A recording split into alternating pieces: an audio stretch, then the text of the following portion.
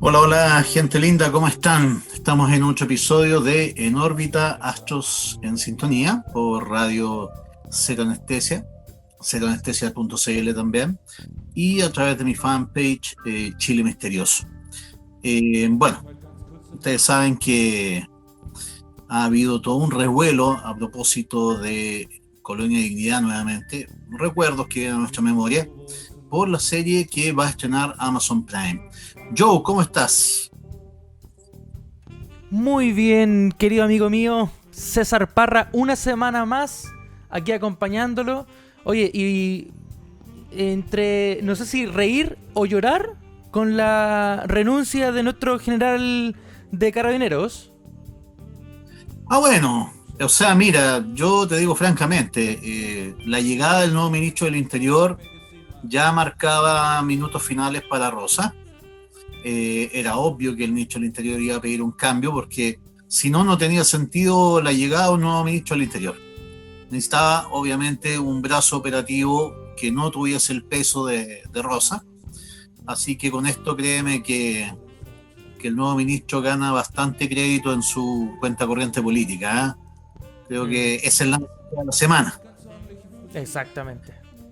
Ahora bien, en lo que nos convoca, cuando tenemos de invitado a Hartmut Alvear, él vivió toda su vida en lo que es Colonia Dignidad, Villa Baviera, y bueno, acogió amablemente nuestra invitación hoy día en Cero Anestesia para que nos contara un poquito, para que conversáramos un poco sobre los mitos y verdades de Colonia Dignidad, de Villa Baviera, desde dentro.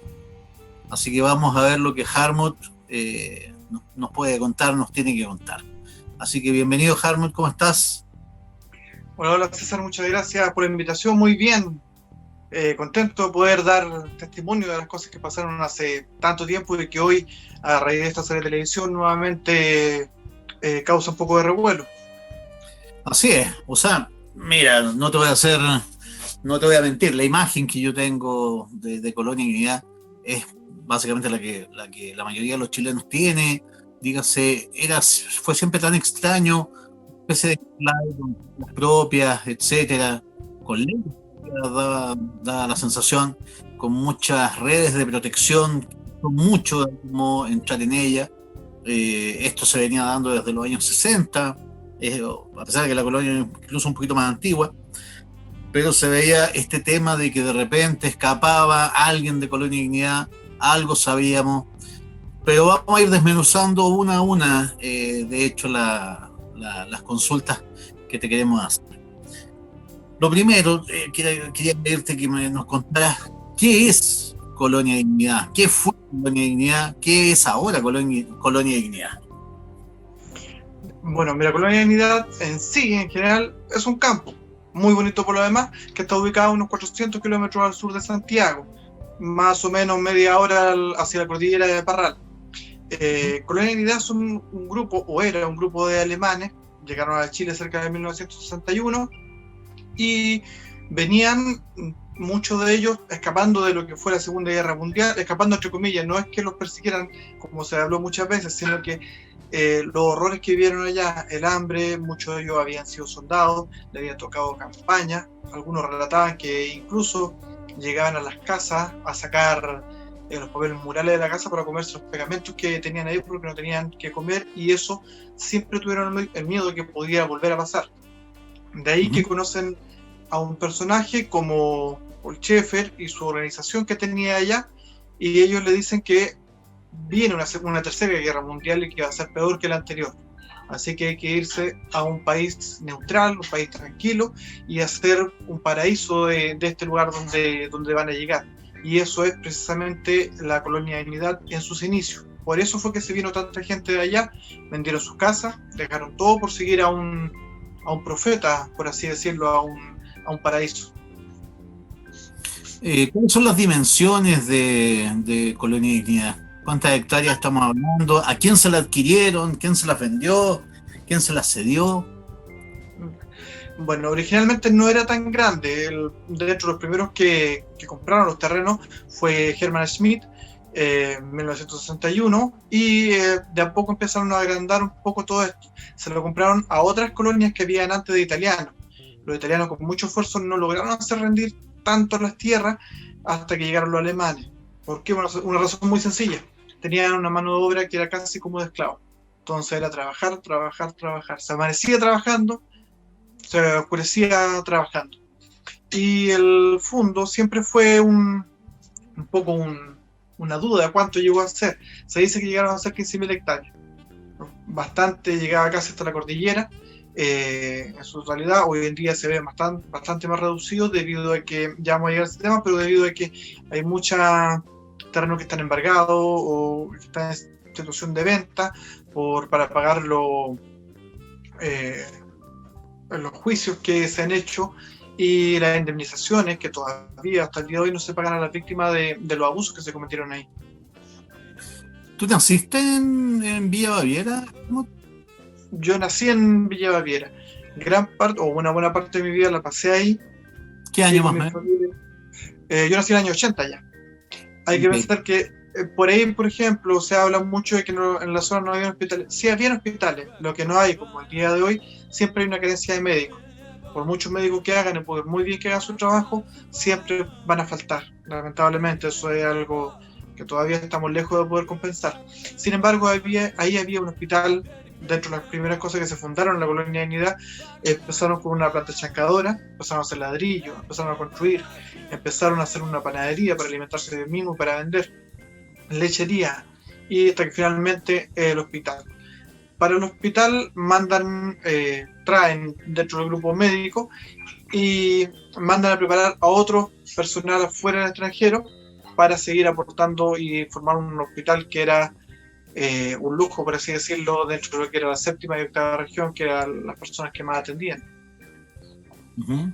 ¿Es verdad que el hospital atendía gratuitamente a la gente de la zona? Sí, ahí quiero recalcar un poco.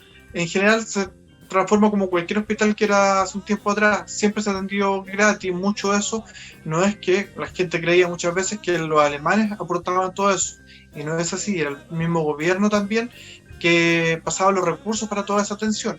Lo que sí, ellos, por ejemplo, no se cobraba por el personal de enfermería ni los médicos muchas veces y algunos insumos, pero en general el hospital era mantenido con fondos del Estado. De ahí que viene el revuelo o el problema que tienen los alemanes cuando se le quita la personalidad jurídica y el año 97, poco antes, perdón, del 97, y el gobierno deja de enviar recursos al hospital.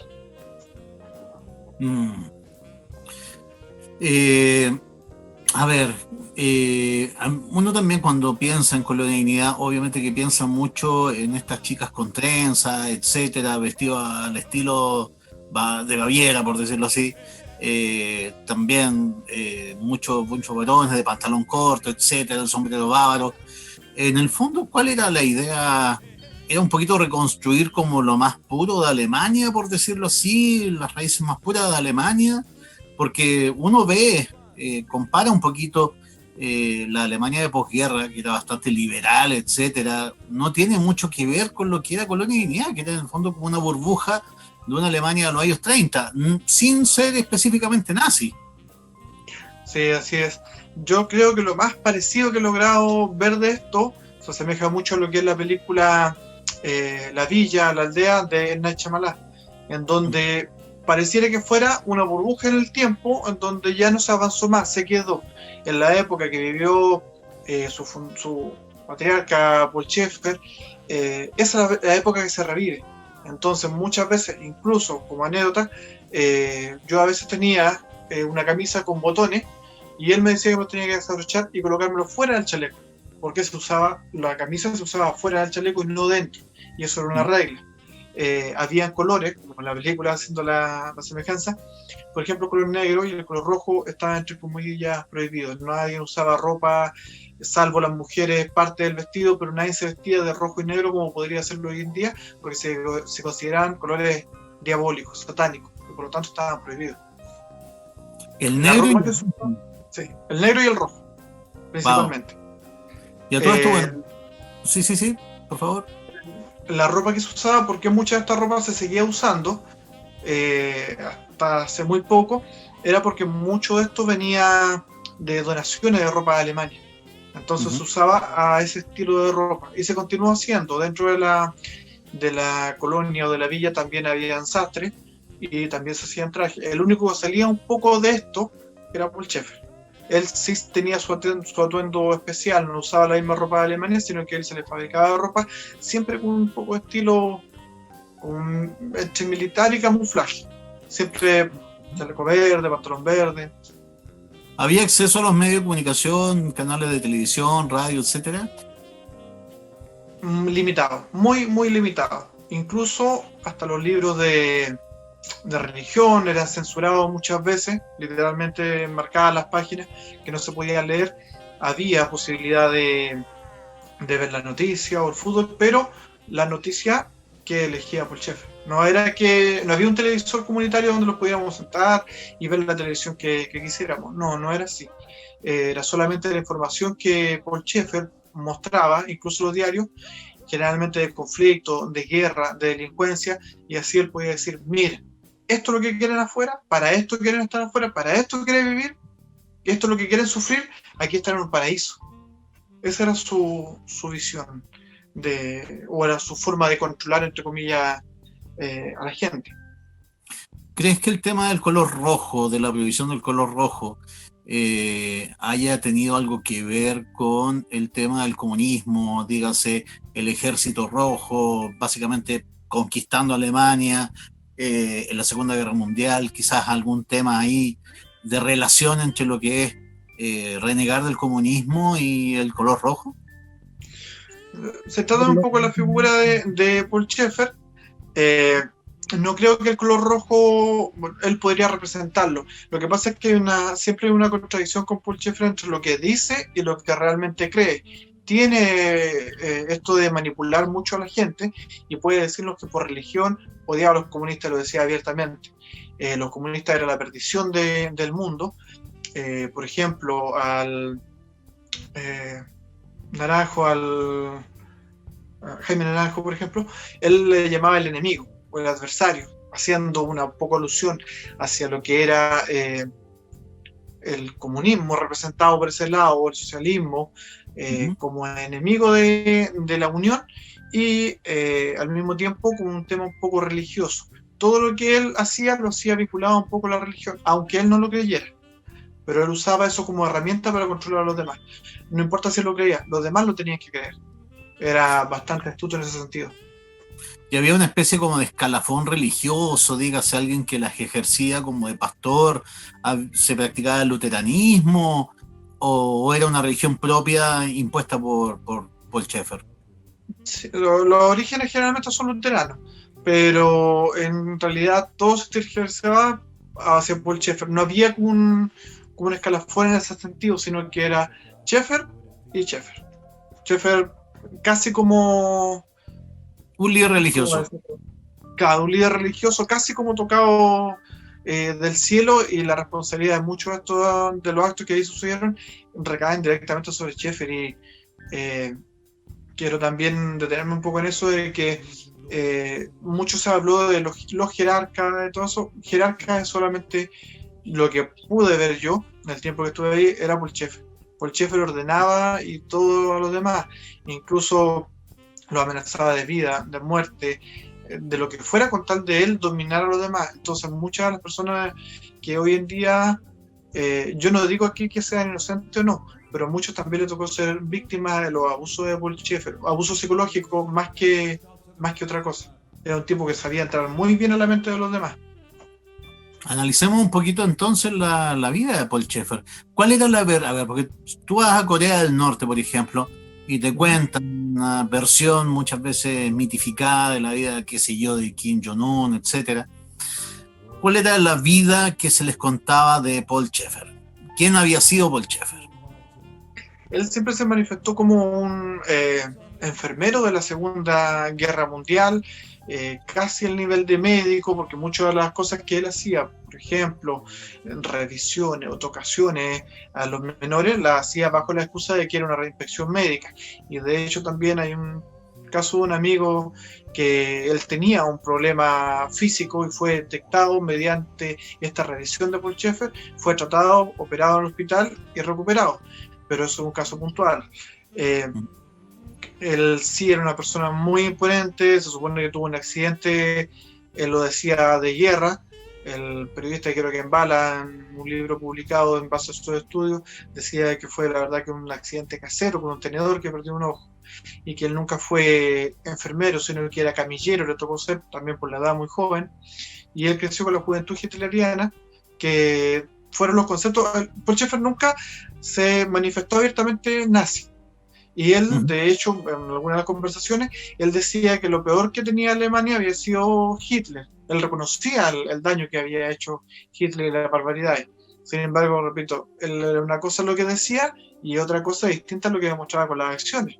Él podía decir que era... punto de contacto, claro, un tema de mantener como esta vieja Alemania de trenes y tiroleses. Y lo otro también es el tema de este comunismo antivisceral. Son dos como puntos de contacto bien fuertes con la figura de Hitler. Sí, claro. El hecho de la misma juventud, nosotros, bueno, yo nací allá, mi hermano todavía es parte de la colonia, de la villa, por decirlo así, porque el mismo Schaeffer, en sus palabras, esto lo dijo textual él, que muchos le llaman la colonia Dignidad. Y él dice que ellos no vinieron a colonizar a nadie, por lo tanto él le cambia el nombre a Villa Baviera. Fue una conversión directamente que él lo manifiesta a todos nosotros. Yo después me desligué un poco de esto, estaba con mi familia. Mi familia siempre dependió, al igual que muchas otras, del hospital. Entonces finalmente uno termina volviendo al hospital. Yo mismo fui operado de urgencia, mi hermano con tratamientos médicos que no lo encontraron en otras partes, ellos se lo dieron, consiguieron los contactos.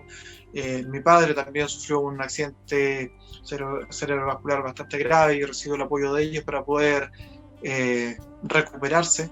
Entonces siempre estuvimos ligados con muchas personas y era el apoyo que teníamos que dar casi por obligación para mantener este hospital, y eso permitió que se creara la Juventud Vigilia Permanente. Los papás tenían que estar todo el tiempo presentes haciendo turno en la entrada de la colonia Unidad o de la villa, para evitar que pasara, como muestra por ejemplo la serie, que llegara la PDI o Carabinero a quitarle el hospital y echarlo a alemanes. Tenían que hacer guardia, una guardia permanente. De ahí se creó la Vigilia Permanente. Luego, cuando esto empezó... Es la famosa Juventud Vigilia Permanente. La Juventud Vigilia Permanente somos los hijos de esas personas. Cuando esto ya empezó a perder un poco de poder, la excusa de Paul Schaeffer, o de los alemanes en general, porque Paul Schaeffer nunca se presentaba y daba un discurso, sino que siempre a través de los demás, era que la única forma de frenar a la policía, que los echara de ahí, era que estuvieran los jóvenes, los hijos presentes, y así no se iban a atrever a irrumpir con tantos niños presentes, ni menos a sacar sus armas. Entonces éramos, entre comillas, como un escudo humano para todas estas agresiones. Y así nace la Juventud Vigilia Permanente en un inicio. Ahí empezamos nuevamente a ir, mucho de la zona. En un principio era un poco aburrido, la verdad, y después fue tomando más entretención. Eso era un motivo. El otro era el hambre. Hay que recordar que eran tiempos difíciles, la mayoría veníamos de familias de muy escasos recursos, en donde finalmente no había que comer. Allá a los niños que llegaban se alimentaba, se les daba ropa, se les ayudaba con útiles. Muchas veces se les fueron a dejar canastas familiares a las casas de los niños. Una anécdota que quiero aprovechar de contar para ejemplificar los tiempos que se vivían, era que me lo contó uno de los alemanes que todavía está allá, que fueron a dejar una canasta familiar a unos niños, dentro de eso había pasta de dientes y otras cosas. A la semana van a ver a esos niños cómo están, y resulta que no quedaba pasta de dientes. Al preguntarle por qué, ya habían acabado todas las cosas, pensando que a lo mejor la habían vendido, no sé. No, le dice el niño que me la comí, que tenía hambre y me comí la pasta de dientes. O sea, y eso era algo común. La mayoría no tenía agua potable, alcantarillado, la electricidad era sacada de la batería de los vehículos que había que cargar, entonces se vivía totalmente alejado. No como hoy en día, que cualquier persona tiene un celular, acceso a internet, a otras cosas. En ese tiempo no, era todo muy precario. ¿Y eso por qué? Porque siempre Villa Baviera como que tuvo el aspecto de ser un lugar que tenía un restaurante hacia la comunidad, que tenía esta panadería. Siempre dio la impresión de ser un lugar muy próspero. Entonces, ¿por qué de repente esta hambruna, por decirlo así? La hambruna venía de los alrededores, de la región, por eso que eran prácticamente idolatrados, porque llegaban a quitarle el hambre a un niño. Ahora también, ¿qué padre no se sentiría contento si ve a su hijo que todos los días tiene hambre y llegan estos salvadores, por ponerle un nombre, a dejarle comida? Esa persona va a estar tan agradecida que el día de mañana lo va a defender a muerte. Porque Eso sí, yo creo que muchos recuerdan o quizás otros tampoco no lo saben, que la colonia en algún momento llegó a tener muchas redes de protección entre personas que no eran de la colonia, dígase, desde simples vecinos, y se rumoreó que incluso hasta una red política de protección y hasta una red dentro de lo que eran carabineros también de la zona, y no sé si PDI de la zona también, se decía que tenía una red de protección que avisaba cuando iban a hacer los allanamientos, etcétera. ¿Qué sabes tú sobre eso, Harman? sí, pero hablar sobre, por ejemplo, esto es lo que pasa en muchas otras cosas, hablar sobre carabineros quizá es una palabra muy grande. No se necesita tener influencia sobre carabineros. Basta una persona, un papá, que su hijo esté en esas condiciones y que el papá sea carabinero, basta eso como para poder avisar o todas estas cosas, pero también se daba es que para que Carabinero fuera, tenía que ir desde Parral, lo más cercano, tenía que pasar por Villarrosa, Remolcado y otros sectores aledaños, en donde la gente vive muchas veces a orilla de carretera y tenían la posibilidad de llamar de teléfonos públicos que eran ahí mismo y llamaban a la villa. Los alemanes muchas veces ni siquiera preguntaban, le llegaban el aviso, no necesariamente de Carabineros de PDI, sino que le llevaban de los mismos vecinos. Para llegar a la colonia tenían que atravesar primero los papás que estaban en la entrada con un portón, otro portón después, otro portón con citófono y otro portón después de atrás. Entonces en eso ya le daba espacio suficiente a Pucheffer para que estuviera en cualquier lado. Además que el terreno era muy grande, era muy difícil que lo fueran a pillar por sorpresa, por así decirlo. ¿Qué hay sobre la famosa red de subterráneos que había en Villa Baviera? Sí, bueno, la costumbre, lo que ellos describían, que la costumbre siempre alemana tener subterráneo para guardar las cosas, para almacenar la comida, en caso de mal clima, cosas así, pero sí, se habían subterráneos, no eran frecuentemente ocupados, solamente algunos tenían acceso a ellos, pero hasta el día de hoy, muchos de los alemanes hoy en día viven con el miedo o con el temor de que se les apunte o se les discrimine a ellos. Estamos hablando que muchos de los que hoy en día están allá tienen la edad mía, cerca de 40 años, poco más, poco menos. Entonces crecieron a la edad que se convirtieron todas estas cosas que siempre se ha dicho de la villa, y eran todavía jóvenes, 12 años, 10 años, poco tienen que ver con esto y se les crió al margen. Mucho de lo que se hizo allá posiblemente era por Schäfer y su círculo muy, muy estrecho de personas. En la villa llegaron a vivir más de 200 personas y las 200 personas no tenían idea de todo lo que se hacía. La persona, por ejemplo, que trabajaba en la cocina, por dar un ejemplo, lavando platos, lavaba platos. No había posibilidad de ascenso, no había sueldo, no había horario, no había descanso. Entonces esa persona poco sabía de lo que se cultivaba en el campo, o poco sabía de la construcción nueva que se estaba haciendo, sino que vivía su mundo eran 24 horas, era todo el tiempo destinado a eso. Las enfermeras, 2 o 3 enfermeras mantenían todo el hospital, y esas enfermeras no salían de ahí, o si es que lo salían los días que no había atención, se ponían delantal de trabajo y iban al campo a trabajar duramente igual que todos los hombres, pero separados de los hombres.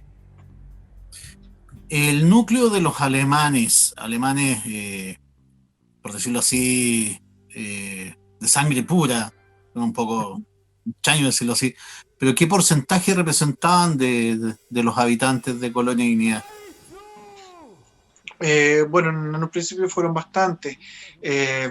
Yo diría que quizás el 50% o menos en el tiempo que yo estuve allá, porque muchos de ellos cuando llegaron empezaron a trabajar para que pudieran trabajar más, no tenían tiempo de criar a sus hijos chilenos nacidos en Chile, muy poco llegados de Alemania. Entonces los hombres pasaban en un lado, las mujeres en otro lado y los niños en el kindergarten, donde eran cuidados por las onkels, las tías. Esos niños se criaron sin padre. Me tocó ver muchos que me decían, esa es mi hermana, pero yo no hablo con ella. o con mi hermano, tampoco. Se cometían cualquier falta que se cometiera ante los ojos de Schaeffer, tenía que confesarse, pero O confesarse sea, por escrito. perdón, Harmon, no existía el concepto de familia entonces. No, no, Estaban no. separados los hombres de las mujeres y a su vez de los hijos. Sí. Salvo determinadas ocasiones donde se celebraba algo, ahí se reunían. Por ejemplo, hay visitas de un político, como se muestra, por ejemplo, en la película de La Colonia, donde viene un militar, por ejemplo, o acá político de distintos partidos, todos felices, bañaditos, peinaditos, sonrisas. Lo único que faltaba era la banderita moviéndola cuando llegaran nada más, pero era así. Solamente en esas ocasiones se mantenían juntos. Después, hombres por un lado, mujeres por el otro, niños aparte siempre. Y los hombres trabajaron una cosa y las mujeres trabajaron otra. Pero también trabajaban mucho las mujeres. Mucho, ¿Viste mucho. allá? Disculpa, lo escuché ¿Viste más o menos. Perdón, ¿viste políticos llegar a Villa Baviera? ¿De qué tendencia eran? Del que me recuerdo ahora, me recuerdo porque la saludé de la mano en su momento, fue Larraín, por ejemplo. No me hablan de la raíz de justicia. ¿Cómo? Escucho saltado. Bien. Exacto. Llegó en su Ya. momento ya. Ahora, yo debo reconocer que él no llegaba, él llegaba en una visita política como cualquiera podría llegar allá.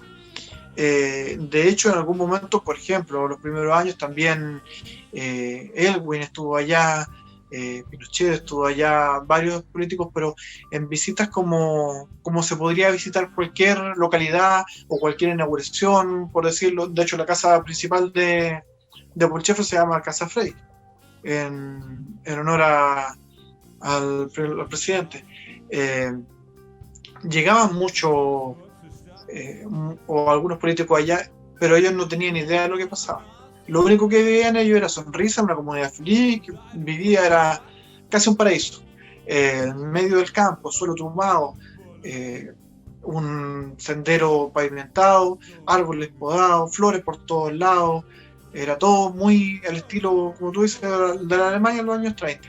Entonces llamaba la atención cómo esto tan bonito estaba en medio de un campo en donde generalmente se vivía mucha pobreza. Y entonces, ¿cuál era la instancia, por ejemplo, para que efectivamente chicas quedaran embarazadas dentro de la colonia? ¿Cómo se creaban esas instancias de acercamiento entre hombres y mujeres si es que vivían vidas tan separadas y tan regladas como una secta? Generalmente era de partida, educación sexual allá no había, no hay, no, todo lo que uno hoy en día puede asumir como lógico, obvio, no, allá no era así. Como decía, hasta los libros de religión eran censurados. Hombres por un lado, mujeres por otro. Hombres, cuando no hacían caso, eran torturados, y no era la tortura, lo que se comenta entre los más antiguos, no era la tortura de electroshock con electrodo en el pecho, en los genitales. Se colocaban los genitales, y muchos de los hombres, muchos de las mujeres quedaron estériles debido a los medicamentos que se le daban para mantenerlos dopados y a los electroshocks que se le hacían. El jefe buscaba al soldado perfecto, entonces el hombre no tenía miedo, tenía que ser capaz de reaccionar según lo que se le ordenaba, y no podía tener distracciones sexuales, por ejemplo. Entonces algunos escondía, tenía sus claves, uno dejaba la bicicleta en cierto sentido, el manubrio, y el otro entendía que se podían juntar, siempre escondidas todo. Pero si alguno de los amigos o de los más cercanos, incluso los hermanos, lo veía, tenía que confesarlo a Schaeffer, y confesarlo por escrito, cosa que después Schaeffer podía pasar un buen tiempo, años incluso, y por Schaeffer se lo podía recriminar. Mira, esto fue lo que tú escribiste, estos fueron tus pecados, tú te vas a ir al infierno, salvo yo, que yo te puedo salvar. Entonces era una manipulación absoluta, y por lo mismo hubo un salto generacional en donde hubo muchos años donde no nacieron niños, y para traer sangre nueva, por así decirlo, se empezaron a adoptar los niños de la zona, niños en donde una familia que de repente tenía 2 o 3 hijos, el padre por diversos motivos lo había abandonado, la madre no podía alimentar a esos niños, y tenía, para peor, alguna deficiencia física o enfermedad grave que necesitaban tratamiento. Ellos lo acogían y después llegaban a solicitar la adopción legal de este niño. De ahí viene este recambio, y por eso que muchos hoy en día son la mayoría chilenos, ya sea porque nacieron en Chile o porque fueron adoptados por Alemania. Habían familias pobres que en el fondo los cedían, entre comillas, gustosos, era una carga menos, por decirlo así. Claro, Y en o ¿quiénes fueron tus pensando padres? en que era lo mejor para su hijo. En tu caso, Harman, ¿quiénes fueron tus padres? Bueno, Solo, también. dime tú. Uy, yo supe, se me va el audio. No, te decía solamente si me quieres contar, ¿quiénes son tus padres? Bueno, mis padres son bastante mayores. Yo vine a nacer en una situación donde mi madre ya tenía cierta edad y necesitaba ciertos tratamientos médicos, por lo tanto, eh, los alemanes ofrecieron el hospital para toda la atención.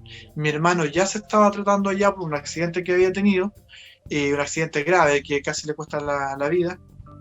Y bueno, mi padre, a temprana, cuando yo era un niño, se separa de mi madre y yo quedé un poco desamparado en ese sentido. Mi madre también, por distintos tratamientos médicos que necesita urgente y que ni siquiera el hospital de la colonia es capaz de hacer los tratamientos. Por lo tanto, le pide a ella, o le consigue a ella, una interconsulta con un especialista que venía del extranjero a Santiago que podía ver el caso de ella. Por esta razón, a mí, para que esté mejor cuidado, me quedo en la colonia, mis padres recién separados, me quedo ahí por un largo periodo, pero nunca mi madre aceptó el hecho de que se lo pidieron de que yo fuera acogido en adopción. Eso no lo aceptó y por eso después yo pude volver con mi familia. Años después, cuando yo estaba en la vigilia, en la juventud vigilia permanente, nuevamente le piden a mi madre que yo me quede allá. Pero en esta ocasión le hacen creer que soy yo el que tomo la iniciativa. Yo estaba hace un tiempo viviendo allá, cuando volví a mi casa, me dicen los alemanes, no, tú no te puedes ir, tú tienes que quedarte acá porque tu familia quiere que tú te quedes acá. Y después me paran de mi familia y le dicen que yo pido quedarme allá, que yo no quiero volver todavía porque estoy pasándola bien, estoy bien alimentado, y así se va dando una vez, dos veces y tres veces, y finalmente ya van pasando varios meses. Y ya cada vez veía más lejos la posibilidad de volver a mi casa. Muchos alemanes se intentaron fugar. Y si no es hasta cuando lo logra Tobias Miller, ahí hay un antes y un después con todo esto. Él fue el primero que logra arrancarse así públicamente, mediáticamente, y donde da sus declaraciones y donde se rompe esta protección o este hermetismo que tenía Polchev. Hablemos un poquito de las denuncias, etcétera.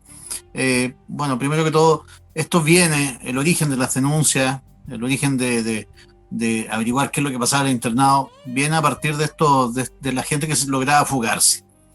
Primero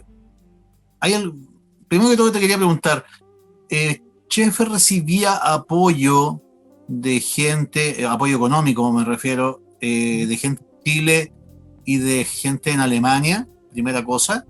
Y lo segundo es si efectivamente dentro de esas denuncias, dentro de esos rituales de tortura, se aceptó a presos políticos en dictadura para que fueran torturados dentro de la colonia.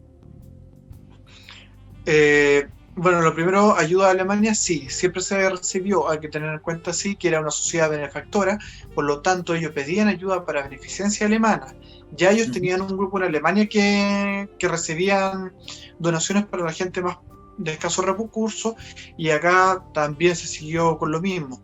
Eso le permitió a él, los dichos que hay, es que se ingresaran no solamente ayuda, sino que podían entrar, lo que manifiesta la serie en algún momento también, podían entrar armas y podían entrar otras cosas porque no eran revisadas derechamente por aduana, debido a que como venía como beneficencia, simplemente pasaba. Respecto a los detenidos desaparecidos, por ejemplo, cosas políticas, no fue mi oportunidad de verlo, no podría decirlo. Lo que creo que fue el mismo periodista que Bengen Bala hace la alusión de que todo lo que se le hizo a los chilenos fue hecho por chilenos. Pero y los alemanes eran hechos, lo que sufrieron los alemanes fueron hechos por los alemanes. Pero que, o sea, en el fondo, la DINA ocupaba instalaciones o la CNI, instalaciones de Colonia y Dignidad para realizar torturas, pero no eran efectuadas por miembros de la colonia. Esos son los rumores que hay, yo no puedo dar fe de eso, porque como digo, yo vengo de la generación de después de eso. Yo lo que sí puedo dar fe era cómo Paul Schaeffer era el patriarca de todo esto, y todo lo que se hacía era solamente por orden de Paul Schaeffer. Por ejemplo, la serie que están dando actualmente de Dignidad muestran casi a Paul Schaeffer como una víctima de sus emociones, encerrado en un búnker, y muestran mucho a la hija de Paul Schaeffer como la ejecutora, la segunda al mando, y el que toma todas las decisiones, el supuesto doctor Harman, pero representa al doctor Hope.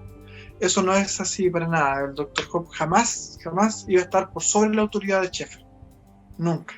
Ni la hija estaba con todas las mujeres no tenían derecho a mucha opinión, o jamás una mujer, por lo menos que me había tocado ver a mí, tener poder sobre un hombre, cuando estaba Paul Schaeffer. Hoy en día, muy por el contrario, viven todos en una familia normal. Pero sígueme hablando un poquito, por favor, de lo que fueron las primeras denuncias, etcétera. Me estabas hablando de los que se habían fugado, logrado fugarse. Sí, el primero que se logra fugar, así más conocido, fue Wolfgang Miller en ese tiempo. Después se cambió el apellido a Kniesser. Lo intentó varias veces, creo que fueron como 4 veces. Llegaba hasta Carabineros. Carabineros era menor de edad, así que tenía que dar contacto con la familia decía que había una crisis familiar y era devuelto a la colonia. Entonces, estamos hablando que en esos años también poco se le creía a los niños o a los jóvenes. No es como hoy en día muchos niños saben claramente cuáles son sus derechos y qué es lo que pueden hacer y denunciar, y se les tiene que escuchar a los niños. En ese tiempo, estábamos hablando de años 80, poco era un niño daba una opinión y era un cabro chico que no se lo tomaba en cuenta. Entonces, lamentablemente a él le costó bastante hasta que se fugó, se fue a Alemania, no quiso saber nada más de nadie. Fue hasta mi hermano también, en algún momento que también se intentó fugar, también fue sorprendido. Creo que hasta el doctor Harmut también se intentó fugar y también fue amenazado y finalmente convencido de seguir en la villa. Todavía Miller, yo compartí varias veces con él, bastante alegre, una muy buena persona. Sufría mucho, se le hacía trabajar quizás más que el resto, y debe haber sido tanta la desesperación que, aprovechando lo que se hacía en ese momento, que eran los lechetones, que ve la oportunidad y se fuga con Gonzalo Luna, con todo el miedo que eso puede involucrar, porque en ese momento todavía había mucha red de protección hacia los se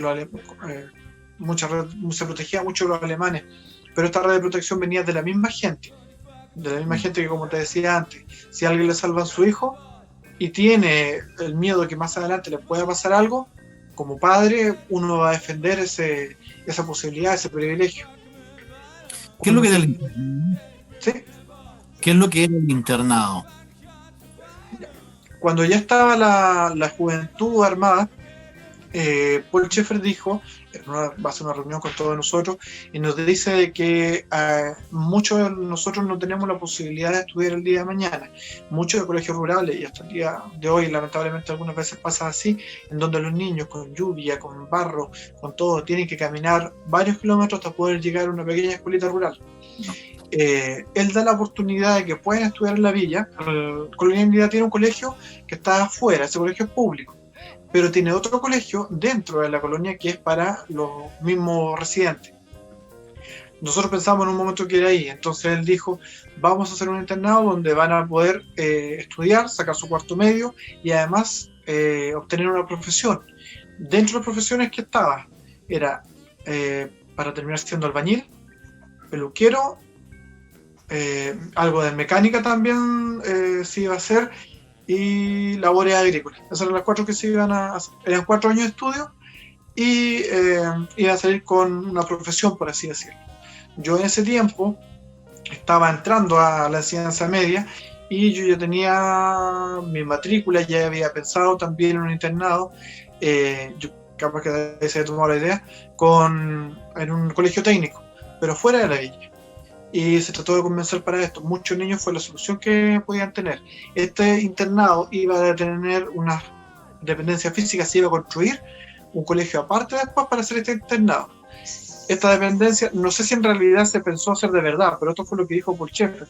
yo lo digo porque lo escuché de la boca de él. Cuando uno va hoy en día a la Colonia Dignidad, en la portería, a un costado, ahí va a estar el internado, casi afuera de la colonia. Pero ahí es donde iba a estar este internado y que iba a ser gratuito, obviamente, igual que el hospital, y solamente los más selectos iban a poder estar ahí. Entre ellos, en ese tiempo, a mí ya se me estaba desvinculando a mi familia y yo ya estaba prácticamente, en la palabra de Pulchefre, yo estoy matriculado ahí, junto con otros niños más. Ahí fue donde sufrieron, nunca hubo una dependencia física, pero fue con estas cosas que se dejaron más tiempo los niños en este supuesto internado, y ahí fue donde se cometieron los principales abusos. Los niños que hoy en día todavía algunos defienden su identidad, resguardan su identidad y que aún están esperando la indemnización que en parte ayude a hacer justicia. Nunca le van a devolver la inocencia o el dolor que sufrieron, pero en parte compensar un poco esta injusticia. Quiero recalcar que también los abusos más grandes de Pulchefre, sin desmerecer, no fueron los abusos sexuales, sino que fueron los abusos psicológicos que se hacían a los niños. A los niños de corta edad teníamos que trabajar, teníamos que hacer distintas labores, se los privó de nuestra niñez. Así como hoy en día un niño espera la Navidad para tener su regalo, que ya falta un mes para eso, en la colonia no había Navidad, porque Pulchefre se encargó literalmente de matar al viejo pascuero. Se hizo una simulación donde se venía el viejo pascuero y por un accidente se caía al agua y se ahogaba. Y ahí murió la Navidad. Pero me estáis diciendo que eso ocurrió, que efectivamente se hizo una representación donde la Navidad literalmente, personificada por Santa Claus o el viejo pascuero, Papá Noel, se ahogaba y no alcanzaba a llegar. Así es. Y de ahí no hubo más. ¿Tú qué edad tenías?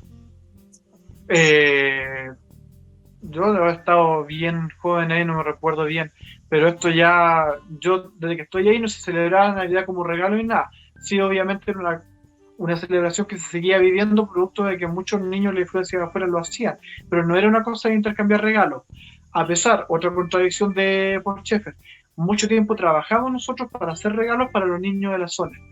Y se hizo una gran fiesta en donde llegaron, puede que no me equivoque si digo que había más de 1.500 niños. Y a todos ellos se les dio un regalo. La mayoría de la elaboración propia de los alemanes, o nosotros mismos trabajamos para hacer juguetes de madera, y se le entregó a todos los niños de la zona.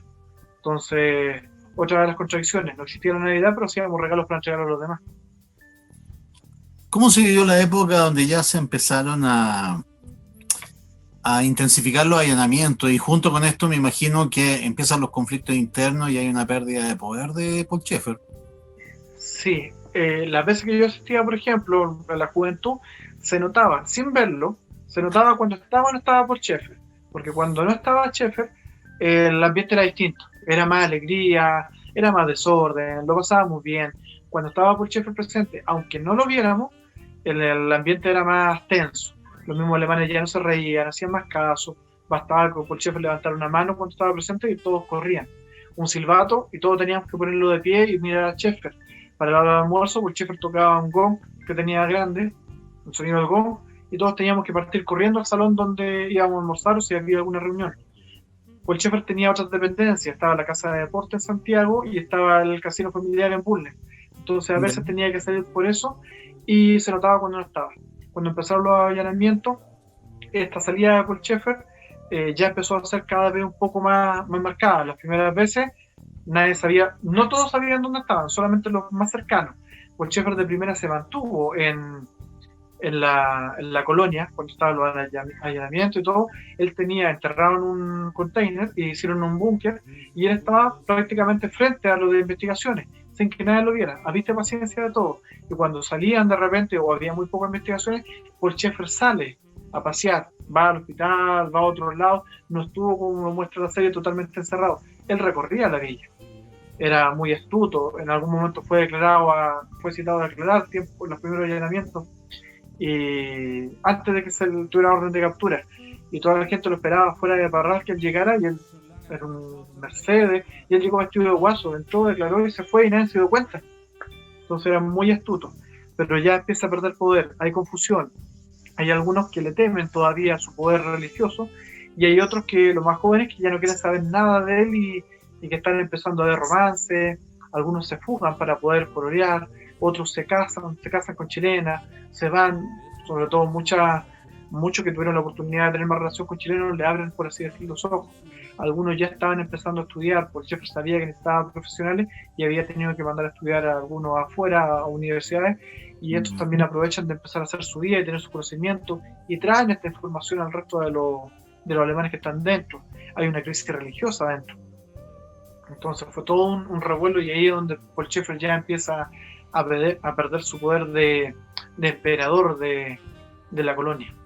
La gente se empieza a dar cuenta que lo que le decía Paul Schaeffer no era tan cierto. Afuera no había guerra, afuera había amistad, afuera se les quería, afuera podían pololear, afuera las familias vivían juntas, que eso era algo nuevo para ellos. Incluso los matrimonios de los de más edad se les permitía vivir juntos, tenían sus camas separadas. Entonces era todo un mundo distinto. No, increíble. Y bueno, ¿cómo se toma la detención de Paul Schaeffer? Me imagino que también hay una diferencia generacional ahí. Están los que se lo lamentan, el mundo se va a acabar, y la juventud que en el fondo está un poco más liberada, pero sin saber qué expectativas se vienen a futuro. Sí, yo creo que los más de más edad, los más ancianos, sí, unos pocos, sí, sufrieron mucho y se vieron desamparados, tratando de proteger hasta el último. La gente alrededor ya no sabía qué hacer, porque a pesar que siempre había mucha gente alrededor todavía defendiendo el hospital hasta el último. Y los más jóvenes, no, para ellos fue totalmente distinto. Quedaron todos sin saber qué hacer. ¿Qué sigue ahora? ¿Qué hacemos? La mayoría habla muy poco alemán, no tienen estudios, tienen que convalidar los estudios si quieren estudiar, no tienen fuente laboral, no tienen propiedad. Los de una edad intermedia que tenían hace un minuto 45 o 50 años, no tenían una casa, no estaban casados, querían tener familia. De mujeres de más de 50 años, hay algunos reportajes incluso al respecto, en donde hablan de que se casan a determinada edad, ya mayor, y no tenían idea cómo venían los hijos al mundo. Y tienen que recurrir a profesionales para que le digan cómo vienen los hijos al mundo, y después que le digan que no pueden tener hijos ya a esa edad. Entonces fue terrible para ellos también. Hoy en día todavía sí, esto defender un poco a ellos. Mucho se culpa todavía a la colonia. La verdad es que los que cometieron todas estas cosas, la mayoría lo están pagando en la cárcel, la mayoría han fallecido también, pero los que están ahora son los que quieren olvidar un poco ese pasado y quieren hacer su vida, tener sus propias oportunidades. Hoy en día está el hotel de Villa Baviera, hace poco están empezando a trabajar nuevamente el restaurante, atendiendo al aire libre, con todas las distancias, todo lo que el COVID involucra, cobrando una entrada, así que ahora último subió un poco de precio, está a 2.000 pesos la entrada para los que quieran asistir. Están tratando de rehacer sus vidas, están tratando los mayores de lograr tener un bien. Se han dividido ciertas partes de la villa para que puedan tener sus casas. Hoy en día se están saneando los terrenos y se están vendiendo parcelas para pagar algunas indemnizaciones y para entregarle también terreno a los alemanes que han trabajado toda la vida, que no podían decir nada, ni siquiera esta ropa es mía. Ni siquiera podían decir eso. A ellos se les daba la ropa de lo que venía de donación de Alemania. Dentro del libro que estoy escribiendo también narro un poco esta historia de que uno podía visitar 10 dormitorios de 10 alemanes y los 10 dormitorios son idénticos. Uno no podía decir de quién es cuál, porque todos son iguales. No hay fotos familiares, no hay recuerdos, no hay un juguete que sea propio, todo es común. Hasta la desodorante, Presto Barba, todo se los daba Paul Schaeffer. Nadie podía elegir cómo usaba el pelo, o sea, les cortaba el estilo que decía Paul Schaeffer y punto. Ninguno podía usar barba porque también era muy mal visto. Todos tenían que estar bien afeitados. Las manos no se podían tener dentro de los bolsillos ni por si acaso. Y de hecho muchas veces se cosían los bolsillos para que no pudieran meter las manos dentro, porque era mal visto también. Entonces, toda la usanza de Paul Schaeffer. ¿Cuántos niños crees que abusó Paul Schaeffer en su, comillas, carrera? Es difícil decirlo. Con muchas de las personas que he hablado hoy en día, en secreto, algunos me han dicho que sí, que sufrieron tocaciones, abusos, ya abusos concretos. Muchos otros no llegaron a ese tipo de abuso, pero sí un abuso psicológico. Entonces, claro, el abuso sexual deben haber sido varios, ¿no? Incluso más de lo que están haciendo hoy en día la denuncia, porque muchas veces la vergüenza y todo esto prefieren olvidar y tratar de rehacer su vida antes de estar luchando. Tomando ejemplo, por ejemplo, las personas los niños que, en ese tiempo niños, que hoy en día ya hombres, todavía están esperando la indemnización o algún tipo de retribución, o por último las disculpas por todo lo que pasó. El Schaeffer falleció y nunca se disculpó por nada de lo que hizo, nunca pagó por nada de lo que hizo, porque el tiempo que estuvo preso fue para que lo cuidaran. Estuvo todo el tiempo en el hospital en la sección de enfermería de la cárcel, pero nunca se llegó a un juicio básicamente por él. Entonces se vino a detener a una edad en donde ya prácticamente se le estaba haciendo un favor más que otra cosa, porque ya necesitaba muchos cuidados médicos que difícilmente los podía tener y que al final el Estado tuvo que hacerse cargo de eso. Pero ¿cuántos niños fueron? No sé, muchos. No puedo dar un número, pero psicológicamente abusó de muchos más, y muchos que hasta el día de hoy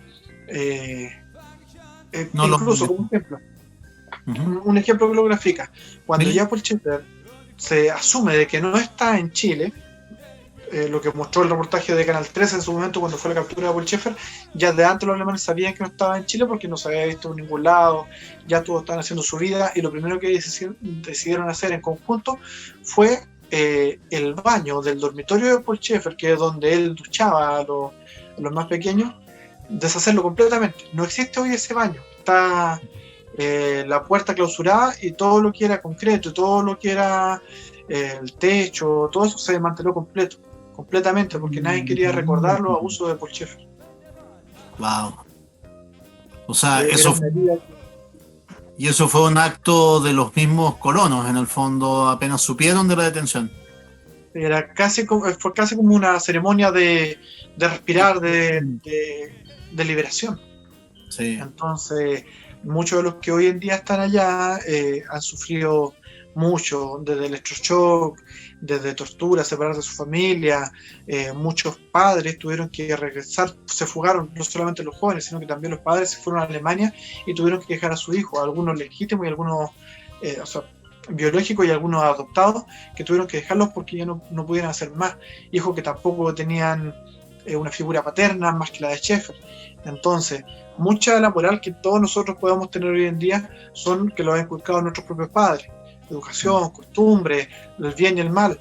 Pero ¿qué pasa si nuestros padres no son educados distintos, como fue Paul Schaeffer con los demás? Y después de ya estar adulto, 30 años quizás, darse cuenta de que le estuvieron mintiendo, le estuvieron engañando, y que ahora recién pueden elegir sus propias decisiones. Esa es la gente que hoy está en la colonia.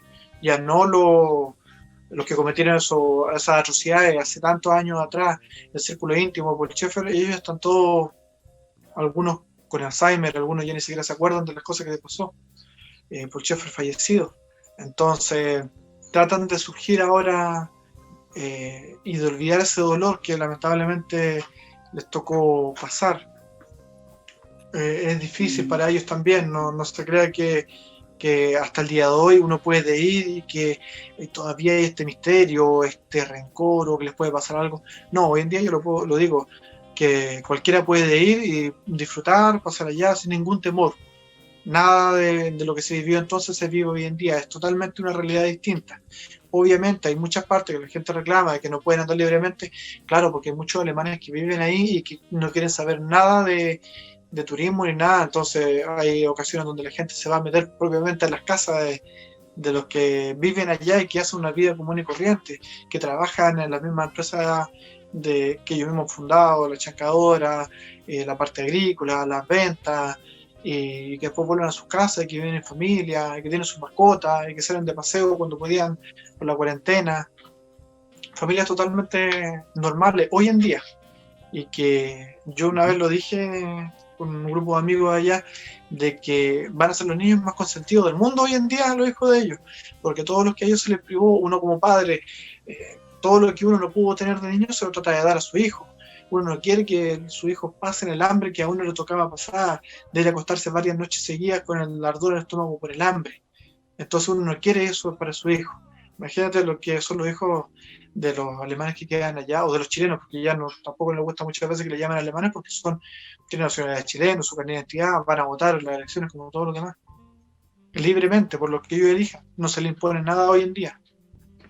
Te entiendo. Oye, Harmut, y a propósito de la mala memoria, ya, creo que me comentó un poquito del libro que estás escribiendo, pero antes, dime qué te han parecido las versiones cinematográficas, dígase la película La Colonia con Emma Watson, ahora la serie Dignidad con Antonia Segers. ¿Qué te parecen estas visiones de ficción, un poquito de Colonia y Dignidad? ¿Qué errores son los que se cometen? ¿Cuáles son los aciertos? Y después cuéntanos un poquito de tu libro. Partamos por Colonia, la película La Colonia con Bloom, el actor Emma Watson. Muy buena, muy buena. Lo que ahí relata, sí, es muchas de las cosas, hubo mucha investigación y fue mucho así. El hecho de que ellos tengan que arrancar o pololear a escondidas, verse cuando entra Emma Watson a rescatarlo de esta villa, sí, es así. Era todo escondida, si los pillaban, había golpes. Hay algunos relatos de algunos jóvenes que fueron golpeados hasta tener secuelas graves.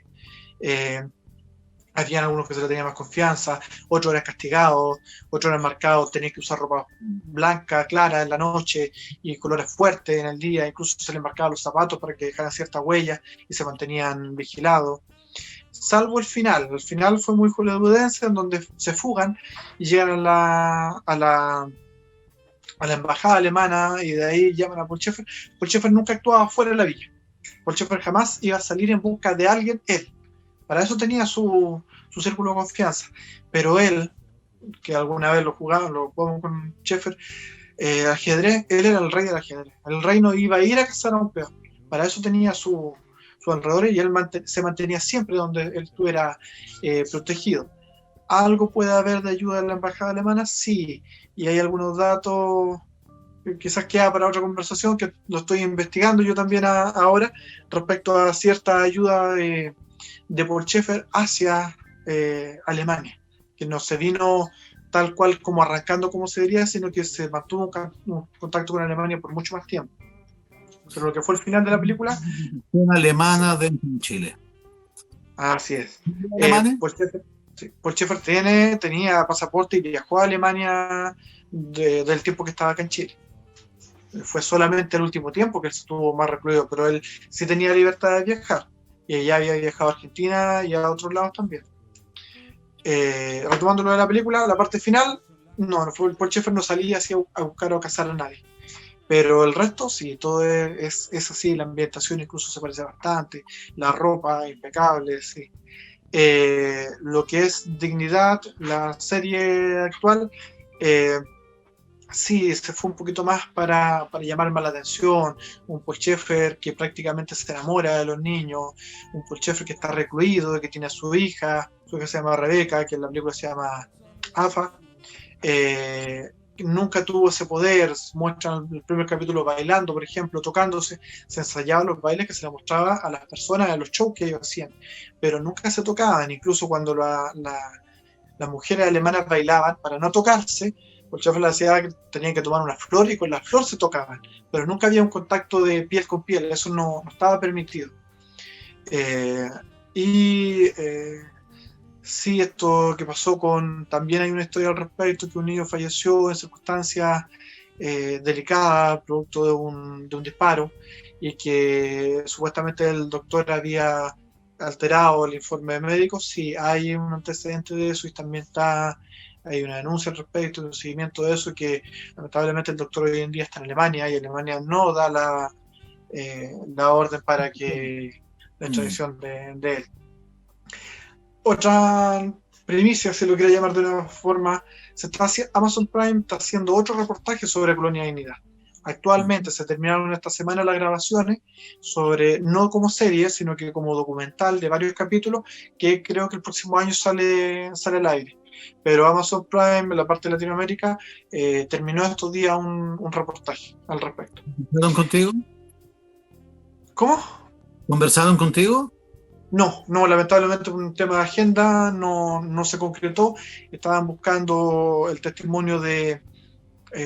no entraba lo que yo viví dentro del arco documental para ellos, pero sí quedaron algunas conversaciones, pero no derechamente para esto. Y hay que esperar a ver qué tal sale el libro. Yo hace un tiempo atrás, por el miedo de viendo a mis hijos, que ellos en algún momento pudieran pasar por lo que yo pasé, si bien hoy en día uno puede decir de que eso es una historia totalmente alejada, que eso está en el pasado, que sucedieron todas estas cosas por la desinformación. No, hoy en día sí puede estar pasando con una secta religiosa, puede estar pasando con una aplicación, un juego de internet que captura a mucha gente, todas estas cosas que están saliendo, la ballena azul y otras cosas que se hacía con los niños, puede estar pasando. La mejor forma, pienso yo, de defender a los niños y evitar de que esto pase a niños jóvenes, la comunicación con los propios niños. Y mucho está en el libro que estoy escribiendo, relato cómo Paul Schaeffer logra captar la atención de estos niños, separarlos de los padres. En el prólogo del libro parto diciéndolo. Si se presentara Paul Schaeffer como un pedófilo, como con delirio de grandeza, misógino, que le pide a los papás a sus niños para llevárselos y que sean su escudo humano, ningún papá en su sano juicio lo permitiría. Y no fue así. Primero Paul Schaeffer creó la necesidad. Cuando había hambre, cuando había muy mala salud, educación, él crea hospitales, colegios, comida, y con eso cualquier padre agradecido ve que esto es bueno. Siempre hay rumores, como en todos lados, pero son solo rumores, nadie dice yo viví esto, pocas veces se escucha algo así. Entonces los padres confiados al ver tantas cosas, lo mandan. Yo mismo, como decía, en el libro también lo relato, nací allá, tuve un accidente también, llegué allá de urgencia, tuve una enfermedad grave, me encontraba en ese minuto en Bunle. Consiguieron con una avioneta y me trasladaron a la colonia para que fuera intervenido de urgencia. Volví a la casa, me fui enfermo y volví con ropa, comida. Entonces cualquier padre queda agradecido de eso. Y hasta ese minuto no se veía nada. ¿Cuándo empiezan los abusos? Cuando Paul Schaeffer logra desconectar a estos niños de su familia completamente. Ahí es donde vienen estos abusos. Y eso es lo que relato en el libro. Cómo se fue tornando esto, cómo fue que poco a poco Paul Schaeffer va aislando toda su red de niños que tenía alrededor, cómo lo logra separar de la familia y cómo logra hacer que a pesar de esto la gente lo siga apoyando porque necesita el hospital. La serie lo dice muy bien en esta última serie de Dignidad. El hospital es lo que mueve a mucha gente, incluso a los políticos. ¿Qué político va a atrever a cerrar un hospital que atiende a 2.000 personas mensualmente? Paul Schaeffer dice que es $1.000.000 lo que ellos gastan en cada día de atención a los pacientes. Y las filas son enormes. Y para la atención son así. Y incluso la gente que le toca ser atendida en la mañana, tiene su diagnóstico durante el día, tiene su tratamiento durante el día. Y les pasan incluso muchas veces hasta locomoción para ir a buscarlo. Y aparte de eso, le dan almuerzo allá. Y se van todos satisfechos. Y hasta le dan jugo, le dan todo. Y los famosos quequitos que siempre donde llegaban los alemanes llegaban con su carta de presentación que eran que fabricaban en la misma colonia. Entonces no se veía nada malo por ningún lado hasta cuando logran esta desconexión. Por eso que la base, lo que más podría dañar a Paul Schaeffer, por así decirlo, era la familia, el núcleo familiar.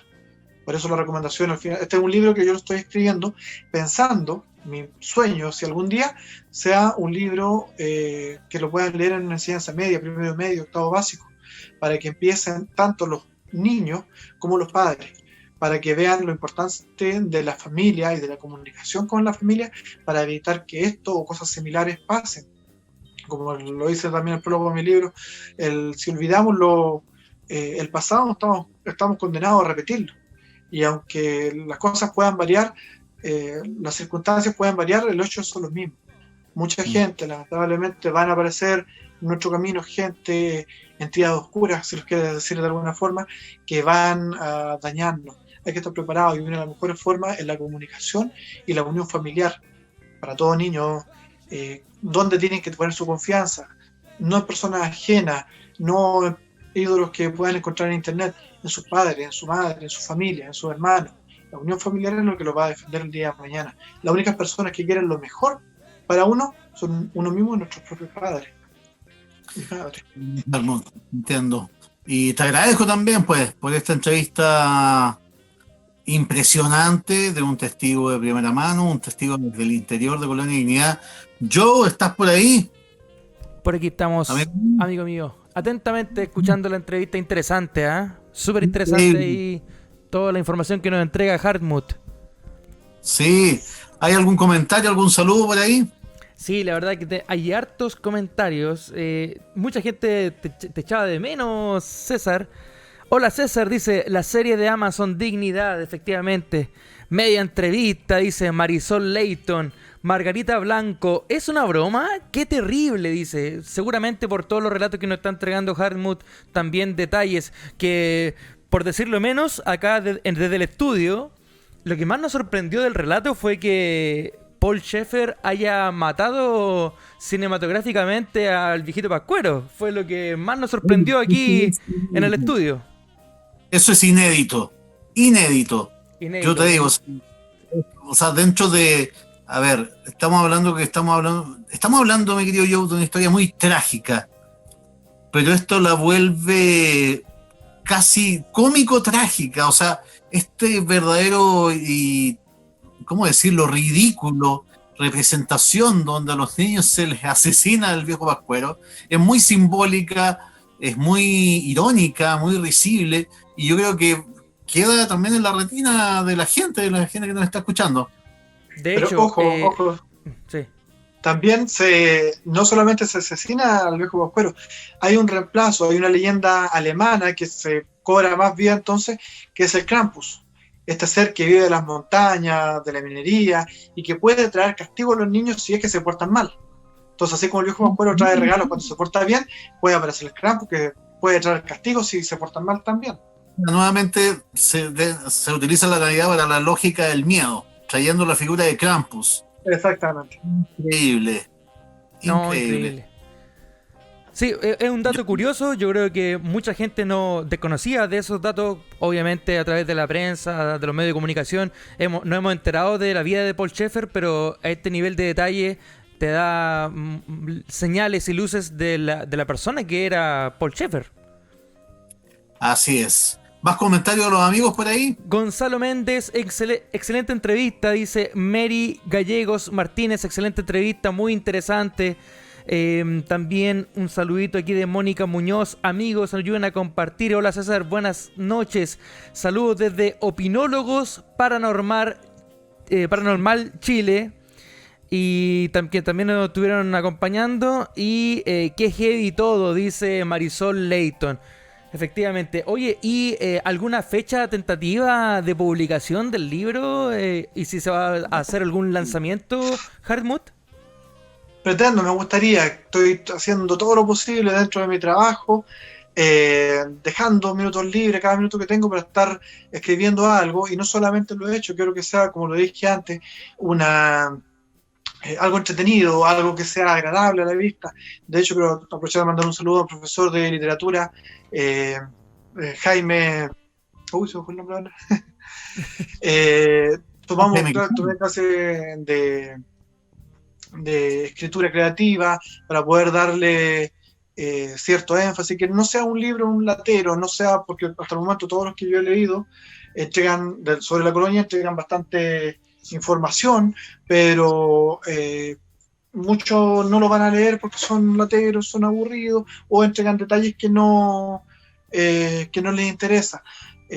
Sin desmerecer todo el trabajo, por supuesto, que hay detrás de cada uno de ellos. La idea de este libro en particular que estoy haciendo es para que de una forma entretenida puedan los niños darse cuenta, una moraleja de vida, vivir mi experiencia, contarles mi experiencia, para que ellos no pasen por lo que a mí me tocó pasar, pensando, por ejemplo, en mis propios hijos. Jaime Miranda, perdón, el profesor de literatura que seguramente me está escuchando también. Sí, buenísimo. Oye, Hartmut, solamente que nos avise cuando haga el lanzamiento para poder difundir también a través de nuestras redes sociales y de nuestro medio de comunicación. Eso, pues. Cuente con todo nuestro apoyo. Que quedó una entrevista pendiente, así que te la vamos a cobrar en su momento, Hartmut. De verdad. Ya está. Más antecedentes, cosas nuevas, para que vayan viendo, que no tengan miedo ahora los que quieran ir, los que tengan la oportunidad de ir. Es otro ambiente el que se vive. Es otro ambiente totalmente distinto a lo que fue, lamentablemente, en algún momento Colonia Dignidad, hoy en día Villa Baviera. Oye, Vamos hay a... un último, Ujú. discúlpame César, uno de los últimos comentarios que no quiero dejar de leer dice Paula Andrea Díaz, no puedo imaginar el sufrimiento en ese horrible lugar. Pobres pequeños que crecieron creyendo en una normalidad, entre comillas, torcida y cruel. Así es. No, terrible, terrible. Y siempre. Bueno, y así como llegamos al término de Astro en Sintonía por Radio Zona Anestesia, Harmon, darte todas las gracias, obviamente que fuiste un gran invitado, está realmente impresionado, callado, escuchándote. Espero que te hayas sentido cómodo también, darte las gracias por haber accedido. Mi querido yo. Gracias por la invitación. Y también hacer anestesia. Y bueno, mi querido, nosotros nos encontramos el próximo jueves entonces a las 9 de la noche con otra entrevista tan interesante como la de esta noche. Y bueno, no te olvides que todos los jueves a las 21 horas, y si quieres volver a revisar esta entrevista y todas las anteriores, puras estrellas, www.anestesia.cl, donde además está toda la programación de la radio 24/7. Mi querido Joe, Harmon, que estén bien. Hasta el próximo jueves. Buenas noches. Que estén bien. Gracias.